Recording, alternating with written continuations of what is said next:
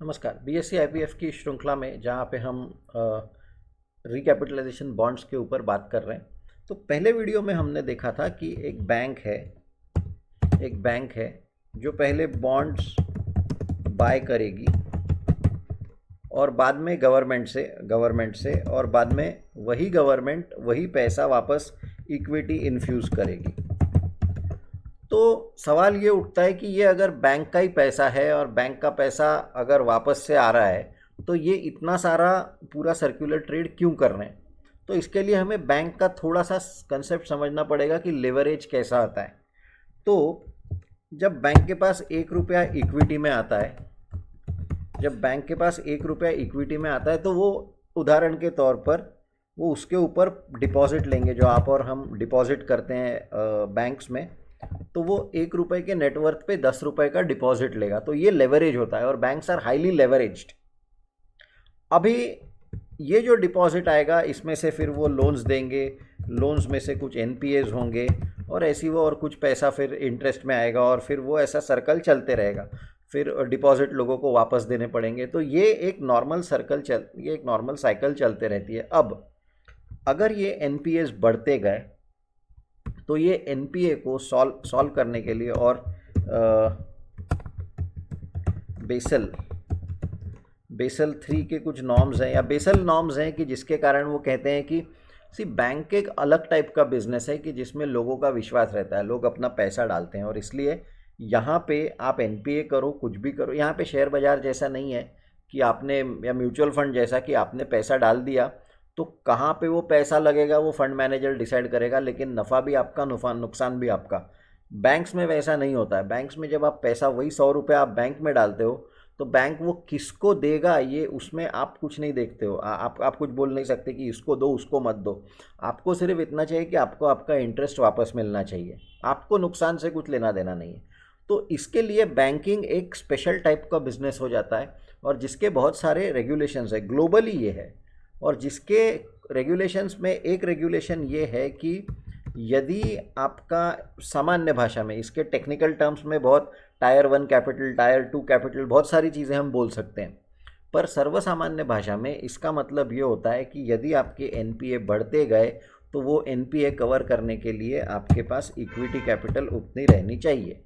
ये सामान्य अपेक्षा है, ये होना चाहिए। नहीं तो बैंक इज़ नॉट, अगर आपको चाहिए तो कैपिटल एडिक्वेसी रेशियो वगैरह जैसे वर्ड्स होते हैं, पर bank is not adequately covered ऐसा आप बोलेंगे। तो अब जब एनपीए का प्रॉब्लम बढ़ रहा है या जनरली ऑल्सो अगर बैंक को रिकैपिटलाइज करना है तो ये जो 10 रुपये डिपॉजिट में मिले हैं इसके ऊपर और लेवरेज अगर करना है, अगर बैंक्स को और ग्रो करना है तो पहले ये 10 को 100 नहीं कर सकते आप जब तक ये 1 का 1 ही रहेगा। आप समझिए, ये 1 का जब 10 होगा तब ये 10 को आप 100 कर सकते हो। यानी कि एनपीए है नहीं है वो बात की बात है। अगर बैंक को अपना बिजनेस बढ़ाना है तो बैंक को पहले इक्विटी कैपिटल बढ़ानी पड़ेगी, ना कि सिर्फ डिपॉजिट बढ़ा रहे। नहीं तो क्या ये 1 का 100 कर दो फिर 1 पे 1000 कर दो, तो ये तो फिर कितना भी लेवरेज हो जाएगा। तो क्योंकि अभी पूरा टारगेट ये है कि बैंक के पास 10 रुपये है, पर वो किसके पे है, वो फिक्स डिपॉजिट वालों के पैसे हैं। तो ये डिपॉजिटर्स के पैसे हैं और ये इक्विटी में और ये बैंक के इक्विटी में नहीं है। तो किस तरह से हम ये 10 रुपये को इक्विटी में कन्वर्ट कर सकते हैं, तो इसलिए यहाँ पे वो इनोवेशन है कि जो आप देखेंगे रिकैप बॉन्ड, ये रिकैप बॉन्ड है। अब देखिए क्या हो रहा है, ये 10 रुपये जो फिक्स डिपॉजिट है, ये 10 रुपये जो डिपॉजिटर्स के हैं, मान के चलिए इसमें से 5 रुपये ले लो, अभी सिर्फ एक उदाहरण के लिए 5 रुपये रिकैपिटलाइजेशन बॉन्ड्स में चले जाते हैं। दैट मीन्स बैंक बोलती है कि हम अब ये हमारे पैसे हैं, इसका क्या करना है हम देखेंगे, तो हम ये वाले बॉन्ड में इन्वेस्ट कर रहे हैं। वेरी गुड, ये आप कर सकते हो, इसमें कोई भी इलीगल नहीं है।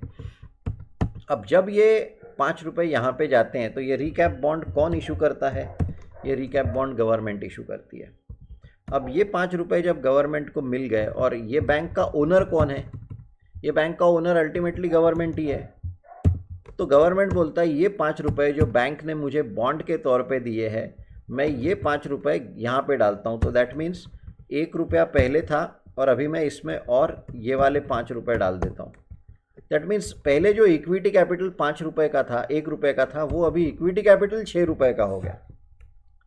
और इसलिए जो डिपॉजिट यहाँ पे 10 रुपये का जो दिख रहा था, और इनको तो डिपॉजिटर्स को तो डिपॉजिट देना है 5 साल बाद, 10 साल बाद, डिपेंडिंग अपॉन उन्होंने कितने का डिपॉजिट दिया है। तो अब आप यहाँ पे जो केवल 10 का, अब बैंक को और डिपॉजिट देने के लिए लोग, क्योंकि अभी आपके रेशियो सडनली अच्छे हो गए। पहले अगर आपका मान के चलिए एनपीए 2 का पकड़ लो, थोड़ा ज़्यादा रहेगा पर ठीक है, एनपीए आप 2 का पकड़ लो, तो 10 के डिपॉजिट्स पे या 1 के एसेट पे 2 का NPA. Now suddenly what has happened is कि आपका इक्विटी 6 हो गया, अभी यहाँ पे ये तो 4 हो जाएगा, क्योंकि डिपॉजिट तो वैसे 10 के ही रहेंगे, पर वो बैलेंस शीट और एसेट्स में कहाँ जाएगा, क्या जाएगा, वो बात और है। लेकिन मोर इम्पॉर्टेंटली अभी बैंक इसको 60 कर सकती है। 1 रुपये पे 10 रुपया था, तो अभी जब इक्विटी 6 हो गया तो आप इसको 60 तक का बढ़ा सकते हो। And now suddenly the NPA levels become controllable. ये अभी एनपीए इतना बड़ा नहीं लगता जितना वो यहाँ पे लग रहा था। आप चाहे इक्विटी कैपिटल के हिसाब से देख लो, आप चाहे as a percentage of deposits देख लो। तो इसका सादा मतलब क्या हुआ कि बैंक रिकैपिटलाइज हो गया, यानी बैंक में ज़्यादा पैसा आ गया। तो ये जो है बैंक का पूरा काम जो लेवरेज पे होता है, वो लेवरेज करने के लिए, नहीं तो क्या सीधा सीधा इसी को आप कर सकते थे, पर ये जो लेवरेज का जो है 1:10 का जो एक मिलता है, वो करने के लिए ये पूरा सर्कुलर करना आवश्यक होता है। ये होता है रिकैपिटलाइजेशन बॉन्ड्स का मेन रीज़न। तो ये दूसरा वीडियो था। अब अगले वीडियो में हम देखेंगे कि किस तरह से पंजाब एंड सिंध बैंक में हुआ है जो आजकल चर्चा में। आप वीडियोस देख रहे हैं इसलिए बहुत बहुत धन्यवाद। नमस्कार।